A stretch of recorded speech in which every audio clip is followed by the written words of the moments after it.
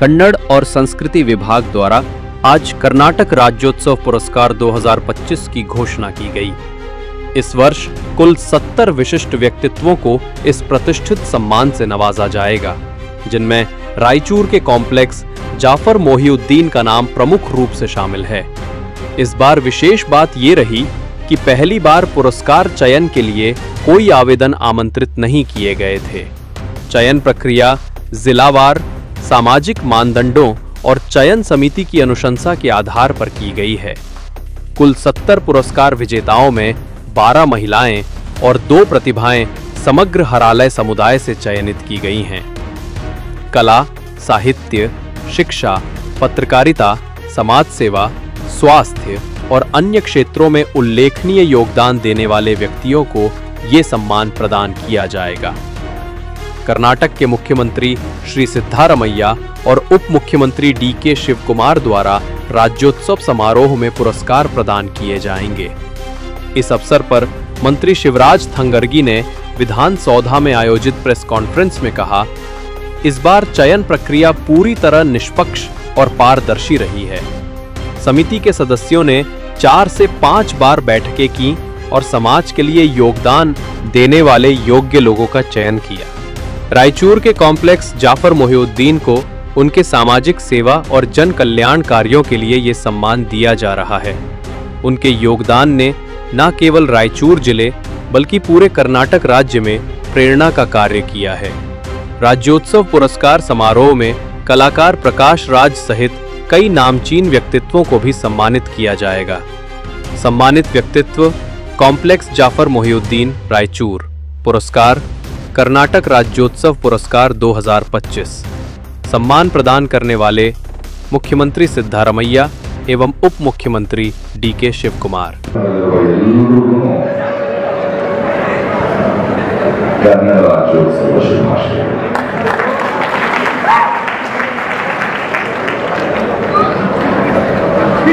ನನಗೆ ಬಹಳ ಭಾವನಾತ್ಮಕವಾದ ಕ್ಷಣ ಇದು। 4 ದಶಕಗಳ ಹಿಂದೆ ಕಾಲೇಜಿನಲ್ಲಿ ಕಾಮರ್ಸ್ ಓದ್ತಾ ಇದ್ದೆ, ಸೆಂಟ್ ಜೋಸೆಫ್ ಕಾಲೇಜ್ ಕಾಮರ್ಸ್। ಯಾಕೋ ಬ್ಯಾಂಕ್ ಮ್ಯಾನೇಜರ್ ಆಗಬೇಕು ಅಂತ ಅನಿಸಲಿಲ್ಲ, ಏನ್ ಮಾಡಬೇಕು ಗೊತ್ತಿರಲಿಲ್ಲ। ನಾಟಕ ನಟನೆ ಶೋಟ್ ಮಾಡ್ತಿದ್ದೆ, ಏನೂ ಗೊತ್ತಿಲ್ಲದೆ ನಡ್ಕೊಂಡು ಗಲಾಟೆ ಬಿಡ್ತದೆ। 4 ವರ್ಷಗಳ ಹಿಂದೆ ಕಲಾಕ್ಷೇತ್ರ ಟಿವಿ ಕೂತ್ಕೊಂಡು ಏನ್ ಮಾಡಬೇಕು ಅಂತ ತರಿಸ್ತಾ ಇದ್ದಾರೆ। ಅಲ್ಲಿ ಮೇಲ್ಗಡೆ ಇದೇ ಮಾಡ್ತಿದ್ದೆ, ಮಧ್ಯಾಹ್ನ ಯಾವ್ದು ನಾಟಕ ನಡೆದಿದ್ರೆ ಊಟ ಮಾಡ್ತಿದ್ವಿ, ತಿಂಗಳ ಬೀಟ್ರೂಮ್ ಕೊಡ್ತಿದ್ವಿ। ಶಂಕರ್ ನಾಗರು ನಾಗಮಲ್ಲ ನಾಟಕ ಮಾಡಿದಾಗ ನಾನು ಬೀಸು ವರ್ಷ ಮೇಲಿಂದ ಗೊಂಬೆ ಆಟ ನಾಟಕ ಮೇಲ್ಗಡೆಯಿಂದ ನೋಡಿದ್ರು।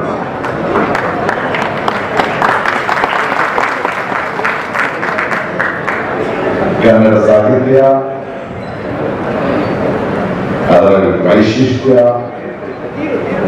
ಹಲವು ನಾಟಕಗಳು, ಹಲವು ಅನುಭವಗಳು, ಕನ್ನಡ ಅಂದ್ರೆ ಏನು, ಕನ್ನಡದ ಶ್ರೀಮಂತಿಕೆ ಏನು ಅಂತ ನಾನು ಕಲಿತಿದ್ವಿ ಈ ಕಲಾಕ್ಷೇತ್ರದಿಂದ। ಇವತ್ತು ನಾನು ಎಷ್ಟೇ ಎತ್ತರಕ್ಕೆ ಬೆಳೆದಿದ್ರು, ನನ್ನ ರೆಂಬೆಗಳು ಬಹಳ ದೂರ ಚಾಚಿದ್ರು, ಅದರ ಮೂಲ, ಅದರ ಬೇರು, ಅದರ ನೆಲ ಕರ್ನಾಟಕ, ಕನ್ನಡ ಸಾಹಿತ್ಯ। ಅಂಥ ಒಂದು 4 ವರ್ಷಗಳ ನಂತರ ಇದೇ ಕಲಾಕ್ಷೇತ್ರದಲ್ಲಿ 4 ದಶಕಗಳ ನಂತರ ಕನ್ನಡದ ಹೆಮ್ಮೆಯ ಸಾಧನೆಯ ಪುರಸ್ಕಾರ ನನಗೆ ದೊರಕುತ್ತೆ ನಾನು ಕನಸ್ತಾ ಇರಲಿಲ್ಲ। ಆದರೆ ಆ ಸಾಧನೆಗಾಗಿ ಪುರಸ್ಕಾರ ಅದು ನನ್ನ ಪ್ರತಿಭೆಗೆ ಸಿಕ್ಕಿದ್ದು ಅಂತ ನಾನು ಅನ್ಕೊಳ್ಳಲ್ಲ। ಈ ನಡೆದು ಬಂದ ದಾರಿಗೆ ಕಾರಣವಾದ ಕನ್ನಡ ಸಾಹಿತ್ಯ ಇರ್ಬೋದು, ನನ್ನ ಮೇಷ್ಟ್ರಿಗಳಿರ್ಬೋದು, ನನ್ನ ನಾಟಕಗಳಿರ್ಬೋದು, ನನ್ನ ರಂಗಭೂಮಿ ಇರ್ಬೋದು, ಮತ್ತು ನನ್ನನ್ನು ಪ್ರೀತಿಸಿದ ನೀವೆಲ್ಲರೂ ಯಾವುದೇ ಒಬ್ಬ ಕಲಾವಿದ, ಒಬ್ಬ ನಾಯಕ ಅವರ ಪ್ರತಿಭೆಯಿಂದ ಬೆಳೆಯಲ್ಲ, ಜನರ ಪ್ರೀತಿಯಿಂದಲೇ ಬೆಳೆಯೋದು। ಹಾಗಾಗಿ ನಮ್ಮ ಜವಾಬ್ದಾರಿ ಇರುತ್ತೆ, ಯಾಕಂದ್ರೆ ನಾವು ಬೆಳವಣಿಗೆ ಅಲ್ಲ, ಪ್ರೀತಿಯ ಬೆಳವಣಿಗೆ। ಯಾಕಂದ್ರೆ ಪ್ರೀತಿಯಿಂದ ನಾನು ಬೆಳೆಸಿದ ಮೇಲೆ ನಮಗೆ ನಿಮ್ಮ ಬಲ ಇರೋದು ನಮ್ಮ ಬಾಧ್ಯತೆ ಆಗುತ್ತೆ, ನಮ್ಮ ಜವಾಬ್ದಾರಿ ಆಗುತ್ತೆ. ಅದಕ್ಕೆ ಇಲ್ಲಿಯ ಮುಖ್ಯಮಂತ್ರಿಗಳಿರ್ಬೋದು, ಉಪಮುಖ್ಯಮಂತ್ರಿಗಳಿರ್ಬೋದು, ಈ ಸರ್ಕಾರ ಇರ್ಬೋದು ಅಥವಾ ನಮ್ಮಲ್ಲಾಗ್ಬೋದು, ಜನಪರವಾಗಿ ಜನಮುಖಿಯಾಗಿ ಜನರ ಧ್ವನಿಯಾಗಿ ಮಾತಾಡೋದು ಆ ಕಾರಣದಿಂದ. ಯಾಕಂದ್ರೆ ಆ ಜವಾಬ್ದಾರಿ ನಾವು ಕೊಟ್ಟಿದ್ದೀವಿ, ಬೆಳೆಸಿದ್ದೀವಿ. ಬಹಳ ಸಂತೋಷ. ಎಲ್ಲರ ಪರವಾಗಿ ಕರ್ನಾಟಕ ಸರ್ಕಾರಕ್ಕೆ, ಆಯ್ದ ಸಮಿತಿಗೆ. ಯಾಕಂದ್ರೆ ಈ ವರ್ಷ ಬಹಳ ತುಂಬಾ ನಮ್ಮ ಸ್ವಾಭಿಮಾನದ ಮಾತನಾಡಿದ್ದಾರೆ ಅವರು. ಈ ವರ್ಷ ಅಪ್ಲಿಕೇಶನ್ ಕಾಪಾಡಿಕೊಳ್ಳೋದೇನಿರಲಿ ಬಹಳ ಕಷ್ಟ ಆಗಿದೆ ಅಲ್ವಾ?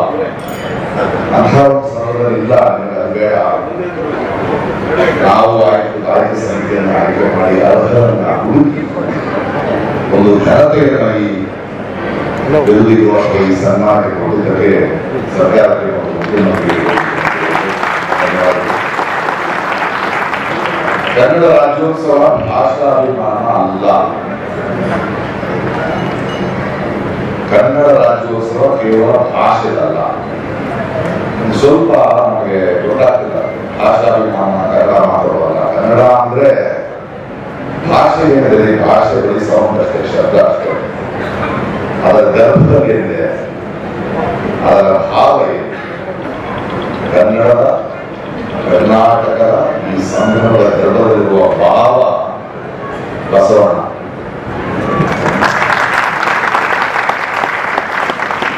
ಕನ್ನಡಿಗ ಅನ್ನೋದರ ಗರ್ಭದಲ್ಲಿರುವ ಭಾವ ಸರ್ವಜನಾಂಗದ ಶಾಂತಿಯ ತೋಟ ಅನ್ನುವ ನಂಬಿಕೆ. ಅದು ಕುವೆಂಪುರವರ ವಿಶ್ವಮಾನವ ಸಂದೇಶ.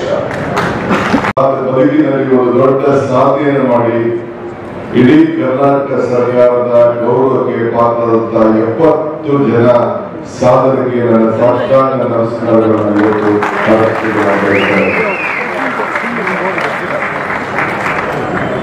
ಪುರಂದರದಾಸರು ಒಂದು ಮಾತು ಹೇಳ್ತಾರೆ, ನಾನು ಯಾವಾಗಲೂ ಈ ಮಾತು ಹೇಳ್ತಾ ಇರ್ತೇನೆ. ಇದು ಭಾಗ್ಯ, ಇದು ಭಾಗ್ಯ, ಇದು ಭಾಗ್ಯವಯ್ಯ, ಪದ್ಮನಾಭರ ಪಾದ ಭಜನೆ ಪರಮ ಸುಖವಯ್ಯ. ನಾನು ಇವತ್ತು ಬಂದು ಸುಮಾರು 13 ಜನ ಇವತ್ತು ಏನು ಇಲ್ಲಿ ಸಾಧನೆ ಮಾಡಿ ಪ್ರಶಸ್ತಿ ಪಡೆದಿದ್ದಾರೆ. ಬೆಂಗಳೂರನ್ನೇ ನೋಡಿಲ್ಲ. ಆ ಬಡತನದ ಸೊಗಿನಲ್ಲಿ ಜನರ ಸೇವೆಯನ್ನು ಮಾಡಿಕೊಂಡು ಕರ್ನಾಟಕ ರಾಜ್ಯದ ಜನತೆಗೆ ಹಳ್ಳಿಗಾಡಿನ ಬದುಕಿನಲ್ಲಿ ಉಸಿರನ್ನ ಕೊಟ್ಟು ಆ ಬದುಕನ್ನೇ ತ್ಯಾಗವನ್ನ ಮಾಡಿದಂತ ಹಿರಿಯರು, ಅತಿ ದೊಡ್ಡ ಶ್ರೀಮಂತಿಯಿಂದ ಇರುವಂತ ವ್ಯಕ್ತಿಗಳು ಕೂಡ ಇದ್ದಾರೆ. ಅವರೆಲ್ಲರೂ ಕೂಡ ಇವತ್ತು ಕರ್ನಾಟಕ ಸರ್ಕಾರ ಅರ್ಜಿ ಹಾಕದೆ ನಮ್ಮ ಆಯ್ಕೆ ಸಮಿತಿ ಸರ್ಕಾರ ಅವರನ್ನ ಗುರುತಿಸಿ ಇವತ್ತು ಅವರಿಗೆ ಸನ್ಮಾನ ಮಾಡಿದೆ. ಅವ್ರಿಗೆ ಈ ಸನ್ಮಾನ ಮಾಡುವಂತ ಭಾಗ್ಯ ಸಿಗ್ತಲ್ಲ, ಇದು ನನ್ನ ಭಾಗ್ಯ, ನನ್ನ ಭಾಗ್ಯ, ನನ್ನ ಭಾಗ್ಯ ಅಂತ ಹೇಳಿ ನಾನು ಭಾವಿಸ್ಕೊಂಡಿದ್ದೆ. ತಾವೆಲ್ಲ ಸಿಗುತ್ತೀವಿ, ಸಾಧನೆಗಳನ್ನ ನೋಡಿದ್ವಿ. ಈ ಕಣ್ಣು ಕಿವಿಗೂ ವ್ಯತ್ಯಾಸ. ಈ ಕಣ್ಣಲ್ಲಿ ನೋಡೋದೆಲ್ಲ ಸತ್ಯ, ಈ ಕಿವಿ ಕೇಳೋದೆಲ್ಲ ಸುಳ್ಳು. ಇದು ನಮ್ಮ ನಾಡಿನ ಮಾತು. ಆ ಸಾಧನೆಗಳನ್ನ ನೀವು ನೋಡ್ತಾ ಇದ್ದೀವಿ. ಇವತ್ತು ಕೋಣಂದೂರು ಲಿಂಗಪ್ಪನವರು ಕೂತಿದ್ದಾರೆ. ಬಂಗಾರಪ್ಪನವರು, ಕೋಣಂದೂರು ಲಿಂಗಪ್ಪನವರು, ನಮ್ಮ ಕಾಂಗ್ರೆಸ್ ತಿಮ್ಮಪ್ಪನವರು. ಒಂದು ಕಾಲದಲ್ಲಿ ಇವರು ನಿಂತ್ರೆ ಅಸೆಂಬ್ಲಿನೇ ಗೆಳೆಯ ಆಗ್ತಿದ್ದಂತೆ. ಅಷ್ಟು ದೊಡ್ಡ ಹೋರಾಟವನ್ನ ಗೋಪಾಲಗೌಡರು ಶಿಷ್ಯರು, ನಾನು ನಜೀರು ಅವರೆಲ್ಲ ಜಲ್ಲಾಸದಲ್ಲಿ ಒಂದು 20 ವರ್ಷ ಗೆದ್ದಿದ್ದೀನಿ. ಅವರ ಇವತ್ತು ಇಷ್ಟು ಧೈರ್ಯ, ದಿಟ್ಟತನ, ಅವರ ಭಾಷಣ, ಅವರ ಆಚಾರ ವಿಚಾರ ಬಹುಶಃ ಇವತ್ತು ಕೂಡ ಅಸೆಂಬ್ಲಿ ಒಳಗಡೆ ದಾಖಲೆಗಳಾಗಿ ಇವತ್ತು ಉಳ್ಕೊಂಡಿದೆ. ಇನ್ನೊಬ್ಬ ಶ್ರೀಮಂತ ವ್ಯಕ್ತಿ ನಮ್ಮ MS ರಾಮೇಗೌಡರ ಮಗ ಜಯರಾಮ್ ಇದ್ದಾರೆ, ದೊಡ್ಡ ಶ್ರೀಮಂತರು. ಅವ್ರ ಶ್ರೀಮಂತಿಗೆ ನಾವು ಈ ಸನ್ಮಾನವನ್ನು ಕೊಡಲಿಲ್ಲ. 78 ಶಾಸಕರಾಗಿದ್ದರು. ಬೇಕಾದ್ರೆ ಯಾವ್ದು ಬೇಕಾದ್ರೂ ಮಂತ್ರಿಗಳಾಗಿ ಕೆಲಸ ಮಾಡೋದಾಗಿತ್ತು. ಮೆಡಿಕಲ್ ಕಾಲೇಜಿನ ಅಧ್ಯಕ್ಷರಾಗಿ 25 ವರ್ಷದಲ್ಲಿ ಜವಾಬ್ದಾರಿಯನ್ನು ತೆಗೆದುಕೊಂಡಂತು. ಆದರೆ ಇವತ್ತು ಕೂಡ ಪ್ರತಿ ವಾರಕ್ಕೆ 2 ದಿನ ಹೋಗಿ ಕೋಲಾರ, ಚಿಕ್ಕಬಳ್ಳಾಪುರ ಹೋಗಿ ಪ್ರತಿಯೊಂದು ಹಳ್ಳಿಯೂ ಕೂಡ ಅವರು ನಮ್ಮಂತ ಒಂದು ಆಚಾರ ವಿಚಾರದ ಬಗ್ಗೆ ಹಳ್ಳಿಗಳ ಹೋಗಿ ಭಜನೆ ಮಾಡುವಂತ ಕೆಲಸ ಇವತ್ತು MS ಜಯರಾಮ್ ಅವರು ಇವತ್ತು ಮಾಡ್ಕೊಂಡು ಬಂದಿದ್ದಾರೆ. ಸಾವಿರಾರು ಜನ ಲಕ್ಷಾರು ಜನ ವಿದ್ಯಾರ್ಥಿಗಳನ್ನ ಈ ಸಮಾಜಕ್ಕೆ ಕೊಟ್ಟಂತ ವ್ಯಕ್ತಿ ಇಲ್ಲಿದ್ದಾರೆ. ನಾನು ಯಾಕೆ ಅಂದ್ರೆ ಕೆಳಗಡೆ ಮಟ್ಟದಿಂದ ಮೇಲ್ಗಡೆ ಮಟ್ಟದವರು ಕೂಡ ಈ ಸಂದರ್ಭದಲ್ಲಿ ಇವತ್ತು ಚರ್ಚೆ ಮಾಡ್ತಾರೆ. ಇನ್ನೊಬ್ಬರು ನಿಮಗೆ ಹೇಳ್ತೀನಿ, ಸಿದ್ದರಾಮ್ ಶೆಟ್ಟರ್ ಅಂತ ಒಬ್ಬರು ಇದ್ದಾರೆ. ಅವರು ನಮ್ಮ ಈ ಮೆಡಿಕಲ್ ನಮ್ಮ ಇವರ ಬಾಂಬೆದವರು, ನಮ್ಮ ಡಾಕ್ಟರ್ ನಮ್ಮ ಇವ್ರ ಬಾಂಬೆದವರು ಒಂದು ಅಕ್ವಿಡೇಟ್ ಅಂತ ಅವ್ರು ಮಾಡಿದ್ದಾರೆ. ಅಕ್ವಿಡೇಟ್ ಅಂತ ಅಂದ್ಬಿಟ್ಟು ನೀವು ಯಾರು ಅವಕಾಶ ಸಿಕ್ಕಿದ್ರೆ ನೀವು ಹೋಗ್ಬೇಕು.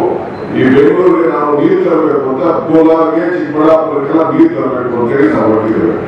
ಒಂದು ಇಡೀ ಏಷ್ಯಾದಲ್ಲಿ ಒಂದು ವಿಶೇಷವಾದಂತ ಇಂಜಿನಿಯರಿಂಗ್ 43 ಮೀಟರ್ ಮೇಲೆ ಒಂದು ಅಕ್ವಿಡೇಟ್ ನೀರು ಹೋಗ್ತದೆ. ಲಾರಿಗಳು ಕೂಡ ಓಡಾಡ್ಬೋದು, 2 ಲಾರಿಗಳು ಆಚೆ ಕಡೆ ಓಡಾಡ್ಬೋದು.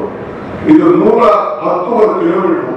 ಬಹುಶಃ ಯಾರ್ಯಾರು ಅವಕಾಶ ಸಿಕ್ಕಿದ್ರೆ ನೀವು ಹೋಗಿ ನಾವು ಇಂಜಿನಿಯರ್ಸ್ ಬೇಕಾದ್ರೆ ದಿನ ನಾವು ಓಪನ್ ಮಾಡಿ ನಾನು ಹೇಳ್ತೀನಿ, ನೀವು ನೋಡಿ ಅಂತ ಸುಂದರವಾದಂತ ಏನು ಶಕ್ತಿ ಇದೆಯಲ್ಲ, ಅಂತ ವಿನ್ಯಾಸ ಇದೆಯಲ್ಲ, ಇವತ್ತು ಇಡೀ ನಮ್ಮ ಭಾರತಕ್ಕೆ ಒಂದು ದೊಡ್ಡ ಮಾಡೆಲ್.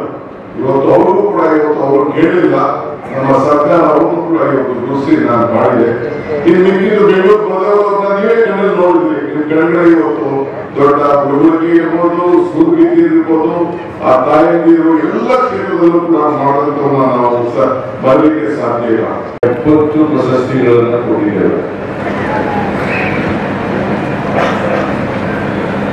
ನಾನು ಈ ರಾಜ್ಯದ ಮುಖ್ಯಮಂತ್ರಿಯಾಗಿ ಯಾವುದನ್ನು ವೈಯಕ್ತಿಕವಾಗಿ ಶಿಫಾರಸು ಮಾಡಲ್ಲ.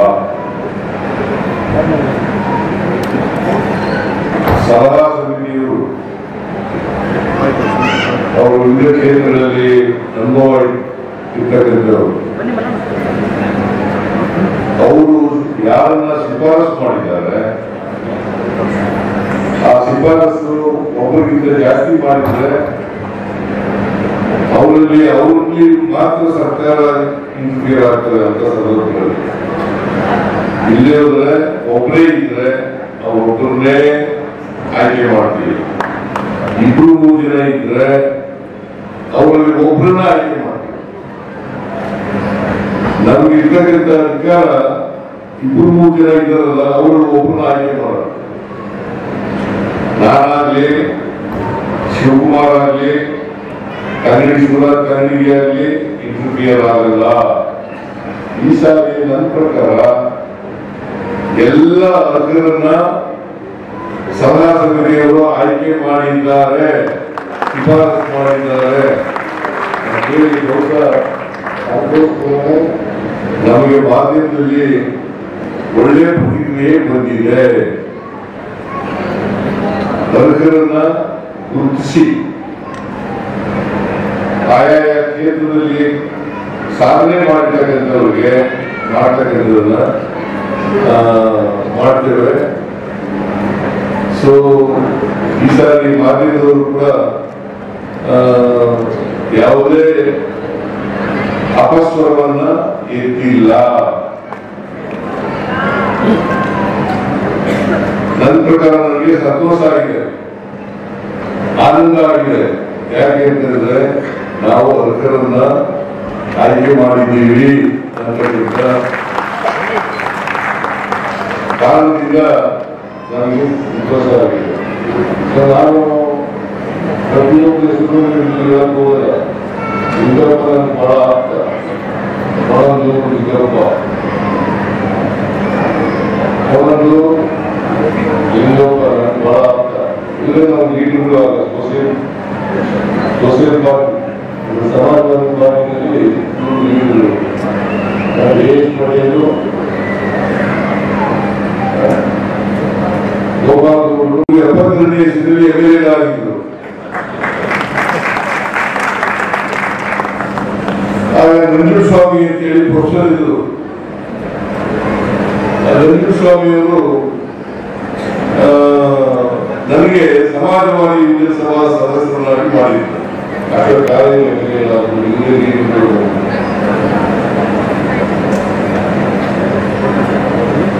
ಅವರನ್ನು ಏಕವಚನದಲ್ಲೇ ಲಿಂಗಪ್ಪನವರನ್ನ ಏಕವಚನದಲ್ಲೇ ಕರೆಯೋದು ನಾನು. ಬಟ್ ಆದ್ರೂ ಖುಷಿ ಹೋಗಿ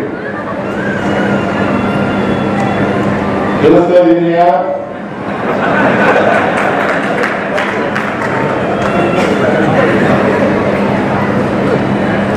ನಮ್ಮ ಲೀಡರ್ಗಳು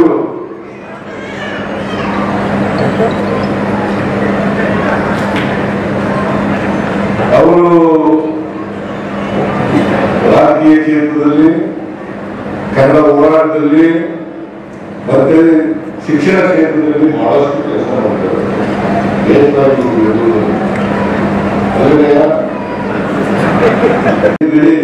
ನಿಮಗೆ ಈ ಸಾರಿ ಕನ್ನಡ ರಾಜ್ಯೋತ್ಸವಕ್ಕೆ ಆಯ್ಕೆ ಮಾಡೋಣ ಅಂತ ಇದ್ದೀವಿ, ನೀವು ಒಪ್ಪಿಗೆ ಅವ್ರು ಹೇಳಿದ್ರು ಸರ್ಕಾರ ತೀರ್ಮಾನ ಮಾಡಿದ್ರೆ ಬಹಳ ಸಂತೋಷ ಆಗ್ತದೆ.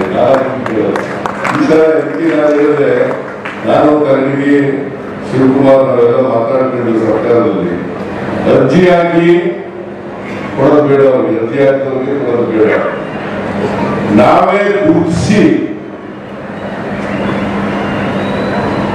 ಯಾರು ಯೋಗ್ಯರಿದ್ದಾರೆ, ಯಾರು ಅರ್ಹರಿದ್ದಾರೆ, ಯಾರು ಜೀವನದಲ್ಲಿ ಸಾಧನೆ ಮಾಡಿದ್ದಾರೆ ಅಂತೇಳಿ ಕೊಡೋಣ ಅಂತೇಳಿ ನಾವು ಮಾಡಿದ್ದೇವೆ. ಈ ಸಾರಿ ಸಲಹಾ ಸಮಿತಿಯವರು ಅಂತ್ಯವನ್ನೇ ಮುಗಿಸಿದ್ದಾರೆ.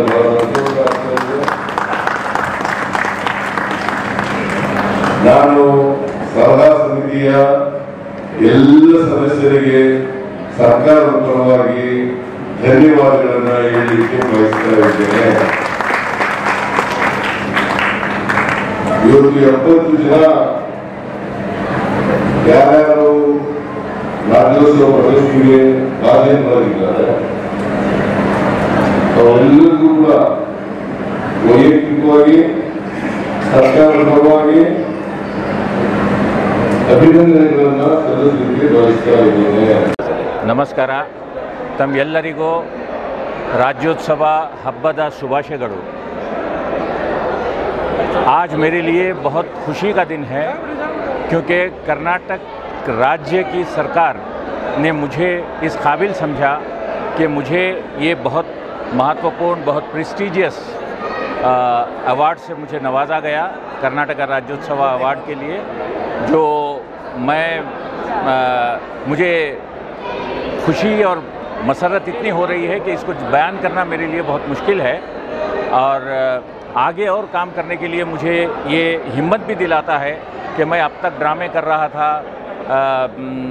वॉइस ओवर्स कर रहा था, बहुत से दूसरे चीज़ें कर रहा था, लेकिन उर्दू ड्रामे पूरे जुनूब हिंद में लोग कहते हैं कि मैं अकेला ही कर रहा हूँ और एक जुनून है मेरा जो कर रहा था। आज कुछ लोगों ने इस जुनून को रिकग्नाइज़ किया, उसको पहचाना और आज मुझे ये इस अवार्ड से नवाजा। और मैं कर्नाटका गवर्नमेंट, सिद्धरामैया और शिव कुमार, इन सब का मशकूर और ममनून हूँ। जैसा कि वज़ीर आला ने भी कहा, नायब वज़ीर आला ने भी ये बात कही कि जिन्होंने दरख्वास्तें दी उन्हें अवार्ड नहीं दिया गया है, बल्कि उनकी सलाहियतों को उन्हें ढूंढ कर निकाला गया है। तो इन्हीं जो हीरो में आप भी एक हैं। ये बहुत अच्छा काम किया कर्नाटक सरकार ने इस मरतबा।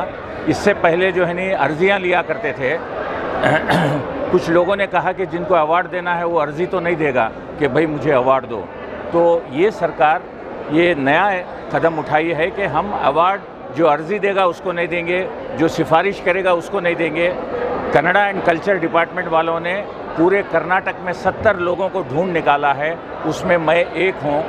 और ये जो अवार्ड जो सरकार ने दिया है इसके लिए मैं बहुत ही मशहूर हूँ। आपका ताल्लुक़ उर्दू ज़बान व अदब से भी है, तो क्या कहना चाह रहे हैं उर्दू अदीबों शायरों के किस तरह आगे बढ़ें, किस तरह एक मकाम हासिल करें?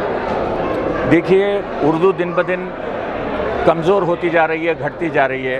लोग उर्दू अखबार पढ़ना कम कर चुके हैं, लोग उर्दू के रिसाले पढ़ना कम कर चुके हैं और नए जनरेशन को उर्दू के कुछ थोड़े भी डिफ़िकल्ट वर्ड्स हों उनको समझने नहीं आते हैं। लेकिन इस तरह के काम होते रहें शायरों से, अदीबों से, ड्रामा निगारों से और राइटरों से, तो फिर उर्दू को ज़िंदा किया जा सकता है। लेकिन अब एक नया दौर शुरू हो रहा है उर्दू के लिए। जिनकी मादरी ज़बान उर्दू नहीं है वो लोगों को अब बहुत दिलचस्पी पैदा हो रही है, क्योंकि ये बहुत ही मोहब्बतों भरी ज़ुबान है, तो लोग इसको सीखना चाहते हैं। तो मुझे उर्दू का मुस्तक़बल अंधेरे में दिखाई नहीं दे रहा है। आएगी उर्दू, लेकिन लोग सीखेंगे। ज़रूरी नहीं कि जिनकी मादरी ज़ुबान हो वो सीखेंगे, लेकिन जिनकी मादरी ज़ुबान उर्दू नहीं है वो लोग बहुत सीख रहे हैं। उर्दू और कन्नड़ ज़बान में गहरा ताल्लुक़ रहा है और दोनों ज़बानों के फ़रोग़ के लिए कोशिशें हो रही हैं। तो इस सिलसिले में किस तरह आपकी क्या तजवीज़ रहेगी? देखिए, हमेशा उर्दू, फ़ारसी और कन्नड़ा का ये जो एक मिश्रण है ये शुरू से रहा है।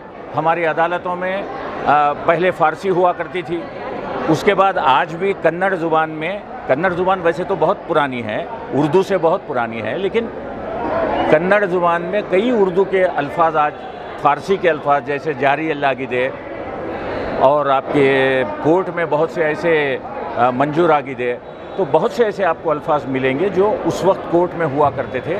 ये एक संगम है और ख़ास तौर से कर्नाटक में दखनी उर्दू, इसका एक बहुत ही प्यारा जो है ना, इसकी चाशनी और इसका मिजाज और इसकी गुफ्तगू बहुत अच्छी रहती है।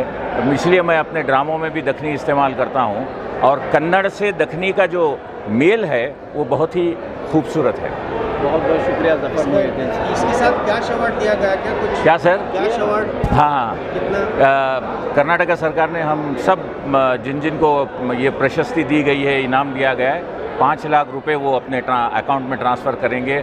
फिर और एक सोने का मेडल भी दिया है हम लोगों को, और बाकी दूसरे चीज़ों से एक साइटेशन दिया है, और एक क्या बोलते हैं वो इसका फ्रूट्स का गुलदस्ता, सब बहुत सी चीज़ें हमसे दी गई हैं। कैसा लग रहा है सर? कैसा लग रहा है सर आपको ये अवार्ड लेते? वाकई मैं आज बहुत खुश हूँ, क्योंकि कर्नाटक में मुझे पहचाना गया, मेरे आर्ट को पहचाना गया, मेरी दीवानगी को समझा गया, तो इसके लिए मैं बहुत खुश हूँ।